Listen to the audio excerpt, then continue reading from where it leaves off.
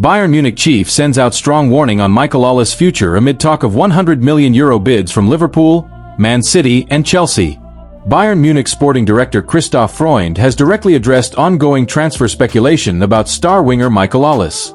It comes after fresh rumors that several of the Premier League's leading clubs are hoping to take him back to England and would potentially offer the Bundesliga champions as much as 9 figures for the France international. Fending off the Premier League. In recent days it has been reported in Germany that interest in Olise is coming from Liverpool, Manchester City and Chelsea, as well as Paris Saint-Germain. All 4 clubs are supposedly willing to pay €100 million, £87m/$118m, when the summer transfer window opens. Bayern's response to fend off interest in one of their most important players. Olise has racked up 54 goals and assists across all competitions since the start of last season, including 11 in 10 games in 2025-26 alone. Is reportedly to propose a new contract. A current €12 million, £10m/$14m, salary is comparatively low for a player of his standing at one of the biggest clubs in the world and would be a good place to start, especially where the riches of the Premier League and PSG are concerned. Olise said no to Chelsea. Born and raised in London, but representing France internationally through his mother's heritage, Olise has turned down the chance to join Chelsea once before. The Blues were reported in the summer of 2023 to have triggered a £35 million release clause in his Crystal Palace contract, only for the player to pen fresh terms with the Eagles to stay put instead. Even his lengthy prior connection with the Blues, spending 7 years in the youth ranks at Cobham between much shorter spells with Arsenal and Manchester City, didn't lure him back. Chelsea were back in for Olise in summer 2024, before he joined Bayern, but wound up pulling out of a deal, reported at the time to be due to already having a glut of similar players in the squad. Bayern under no pressure to sell. According to Freund, Bayern will not Olise unless they want to. And they don't want to. We're not under any pressure, the sporting director told German football podcast Sky 90, a Sky Sport Germany production. We can imagine him playing for Bayern for the next 7, 8, 9 years. Michael has a long-term contract. He proved himself and took steps forward. Olise's contract, the 5-year deal he signed in 2024, is not due to expire until 2029. That in itself protects Bayern massively, but the aforementioned new terms that could be coming the player's way in the not-too-distant future would likely extend that by at least another year or two.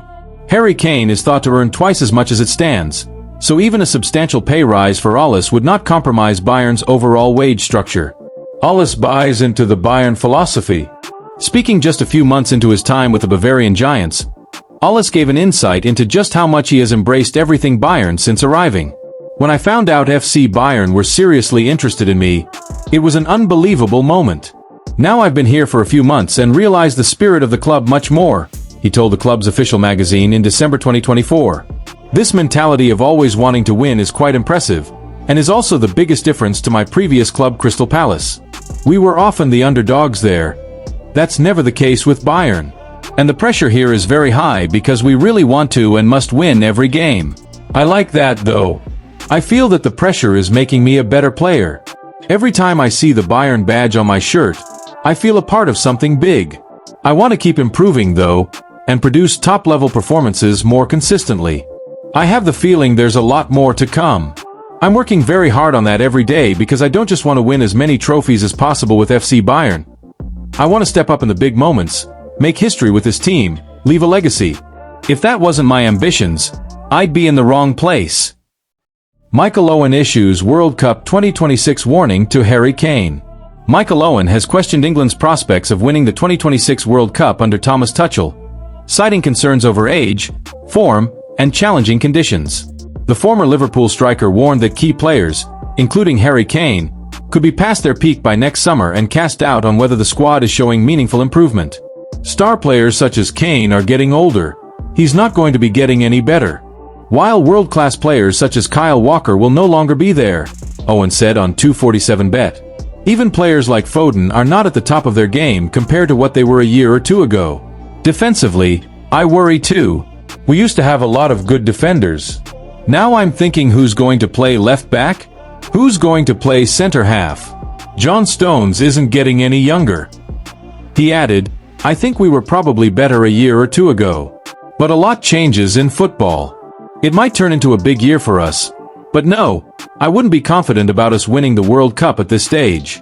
We're knocking on the door of finals, semi-finals. We're a top footballing nation, but I think other nations may be better suited to the conditions this time. By Bayern Munich, ready to hijack Liverpool move for Marc Guéhi, and want to sign Crystal Palace captain on free transfer. Another European giant is thought to be his preferred destination.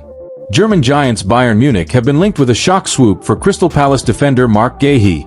The 25-year-old captains the South London outfit and led them to their historic FA Cup victory last season.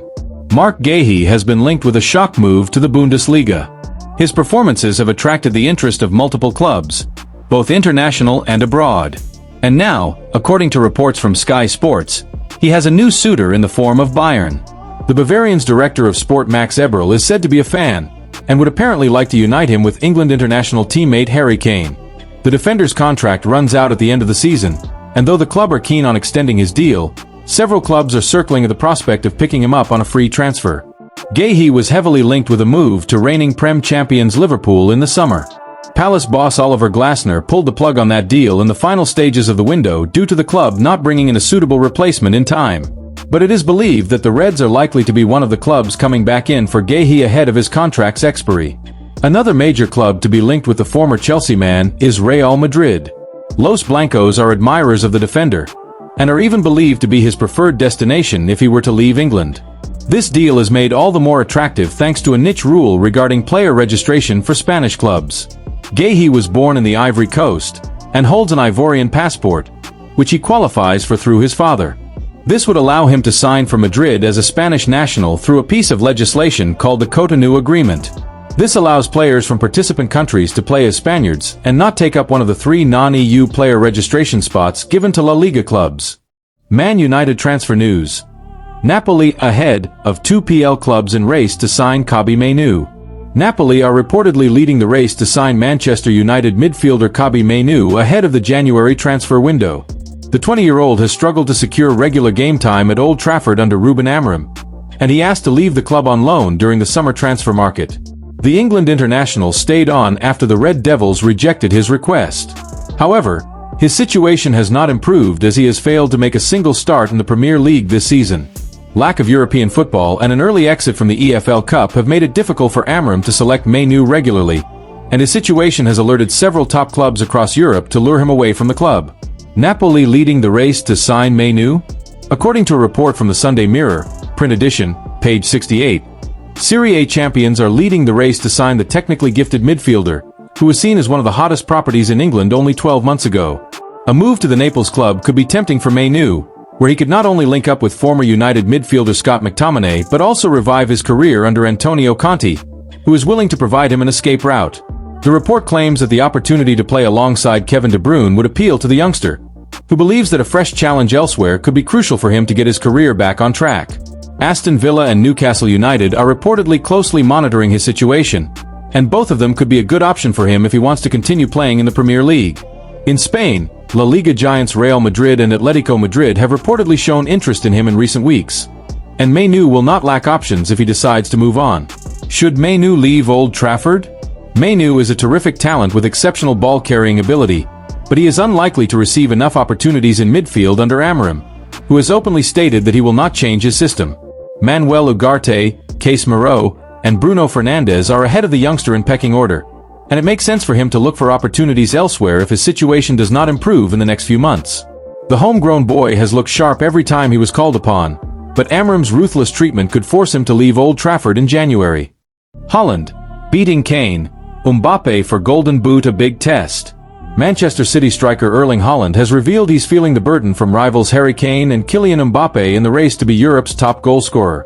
The Norway international was on song against Brentford to take his total for the season to 9, but accepts the battle to win the top prize will be fierce. Don't forget Mbappe as well. He had a great start as well. They're doing amazing, so I need to keep up. I have never felt better than I do now, Haaland told the media. It is about preparation, getting ready for the games. You can be physically ready, but you need to be mentally ready. With a kid it makes me even better because I disconnect more than ever. I don't think about football at all. When you are young you think of this and that and maybe worry about things, but when I get home I relax even more. I think I need to give a shout out to my son. This for me, this goal is top. This was one of my better goals for me because of the whole thing. Jack Grealish sends Thomas Tuchel message with last-minute winner after England snub. Jack Grealish was snubbed by Thomas Tuchel when he announced his England team on Friday. And 2 days later he showed what they're missing. Grealish was part of an Everton side that beat Crystal Palace, ending their undefeated streak and becoming the final Premier League to be beaten this season. The Manchester City loanee netted the winner, days after he was snubbed by Tuchel for the latest England squad. First of all, you want to play well for your club because that's what we do every week, but obviously you want to be in the England squad, he said ahead of the clash.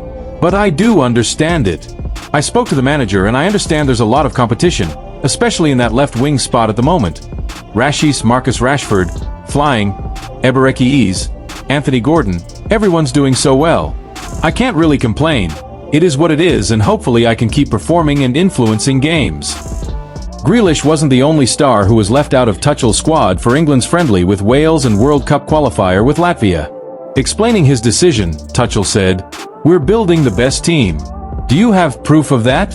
It doesn't count what we did in the last camp? I have proof that last camp was our best camp. I stick with the squad. Don't you think that behavior on the bench, support from the bench, support from training, the competition, the togetherness enables the 11 to play like they played? I strongly believe that. I felt it in Belgrade, behind me on the bench. It's not against Phil, it's not against Jack, it's not against Jude. Even if you can turn it around and say it is not. It is for the guys who were in camp and who performed at this kind of level." Arsenal star Bukayo Saka desperate to make England impression as he prepares for Thomas Tuchel link-up. Arsenal star Bukayo Saka is desperate to impress Thomas Tuchel as he earned his England call-up ahead of the upcoming international matches. Tuchel announced his 24-member Three Lions roster on Friday as he left out several top players, including Real Madrid's Jude Bellingham, Manchester City's Phil Foden and City loanee Jack Grealish, who has regained his form after joining Everton on loan. Saka desperate to impress Tuchel. Saka has represented England in just one game since Tuchel took charge of the national team in January this year.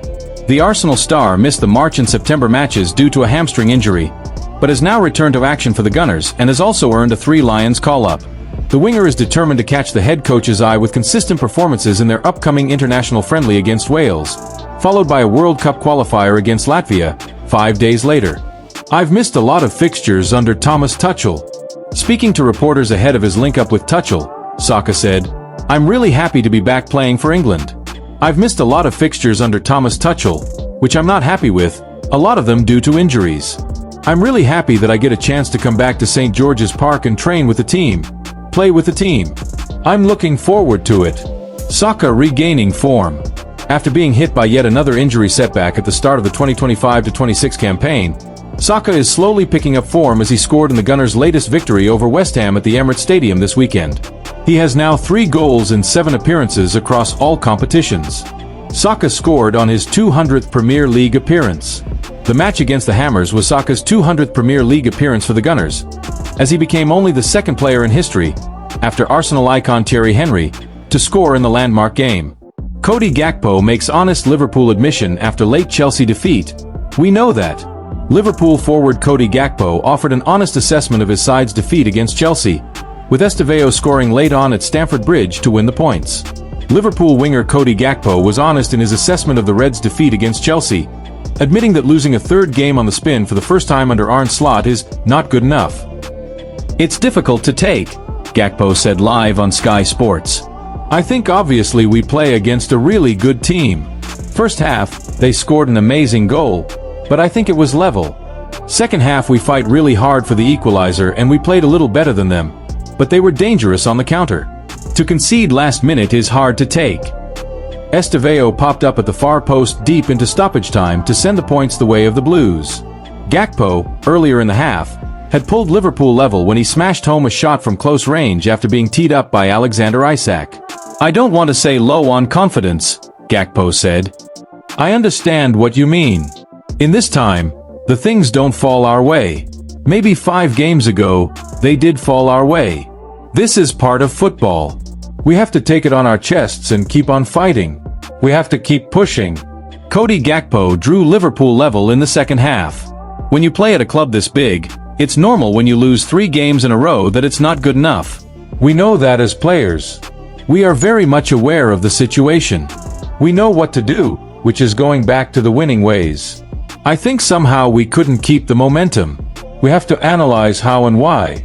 We had momentum, and if we kept pushing at that time we could score for 2-1, but somehow we lost it and they gained strength again. They pushed us back on the counter and they scored the winning goal in the last minute.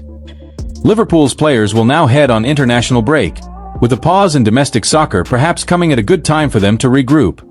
The first match back is against Manchester United at Anfield. We were the dominant team, but in the last 10 to 15 minutes it was end-to-end, Arne Slot said.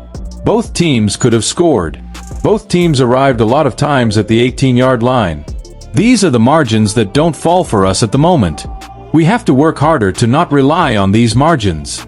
As I said, Chelsea, Palace away, these are also teams that ask you a lot of questions.